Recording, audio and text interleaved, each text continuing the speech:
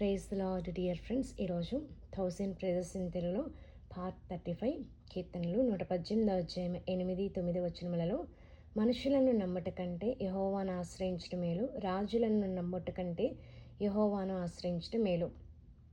నేను ఈ వాక్య భాగం చదువుతున్నప్పుడు నాకు వెంటనే యెషయా 30 అధ్యాయం 2-3 వచనములలో యెషయా 31 అధ్యాయం 1 వచనం గుర్తు వచ్చిందనమాట. వచనాల ప్రకారం ఏంటంటే, ఈ లోకంలో ఉన్నటువంటి ఫరో వలన కలుగు బలం కానీ, ఐగుప్తు యొక్క నీడను కానీ ఆశ్రయించడం మంచిది కాదని, ఐగుప్తు యొక్క గుర్రములను ఆధారం చేసుకొని వాటి రథముల విస్తారములని, రౌతులు బలాఢ్యులని అని వాటిని ఆశ్రయించొద్దు, అవి అస్సలు మంచివి కాదు అని. దీని ప్రకారంగా మీనింగ్ ఏంటంటే, ఈ లోకంలో ఉన్నటువంటి ధనవంతులు కానీ, ఈ లోకంలో ఉన్నటువంటి రాజకీయ నేతలు కానీ మనం ఆశ్రయించొద్దు అని. మన ఆశ్రయము దేవుని యందే ఉన్నదని ఈ 2 వాక్య భాగములు మనకి తెలియజేస్తుంది. అయితే దేవుడైనటువంటి యెహోవా మన యొక్క జీవితంలో ఎలాంటి ఆశ్రయం ఉన్నారు, ఎలాంటి సందర్భంలో ఎలా ఆశ్రయం ఉన్నారు ఇప్పుడు మనం చూద్దాం. మొట్టమొదటిగా కీర్తనలు 71 అధ్యాయము 5-6 వచనములలో, నా ప్రవ్వా యెహోవా, నా నిరీక్షణాస్పదము నీవే, నా బాల్యము నుండి నా ఆశ్రయము నీవే. గర్భవాసినైనది మొదలుకొని నీవే నాకు ప్రాపకుడవే ఉంటివి. తల్లి గర్భము నుండి నన్ను ఉద్భవింపచేసిన వాడు నీవే. నిన్ను గూర్చి నేను నిత్యము స్తుతిగానం చేసేదను.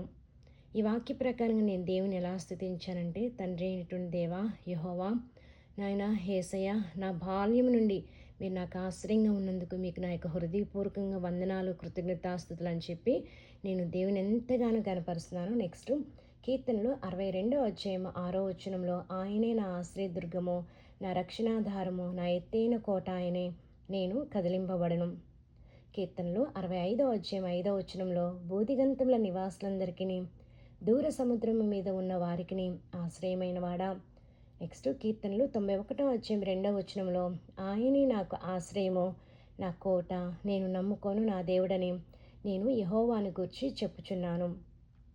కీర్తనలు 61 అధ్యాయం 3 వచనంలో, నీవు నాకు ఆశ్రయముగా ఉంటివి, శత్రువుల ఎదుట బలమైనటువంటి కోటగా ఉంటివి. నెక్స్ట్ కీర్తనలు 46 అధ్యాయం 1 వచనంలో, దేవుడు మనకు ఆశ్రయమును దుర్గమునే ఉన్నాడు, ఆపత్కాలములలో ఆయన నమ్ముకొనదగిన సహాయకుడు.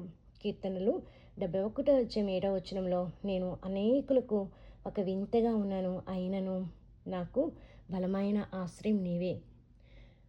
ఈ లోకంలో ఉన్నటువంటి మనుషుల్ని ఆశ్రయించినప్పుడు మనం ఒక వెర్రివారంగా వింతగా ఉంటాం. కానీ యేసయ్యను నమ్ముకుంటే ఆయనే మనకు బలమైన ఆశ్రయం ఉన్నారు. ప్రభువైన యేసుక్రీస్తునికి మహిమ కలుగును గాక. క్రీస్తునందు మీ ప్రియ సహోదరి జయశీల ఎర్రపోతు.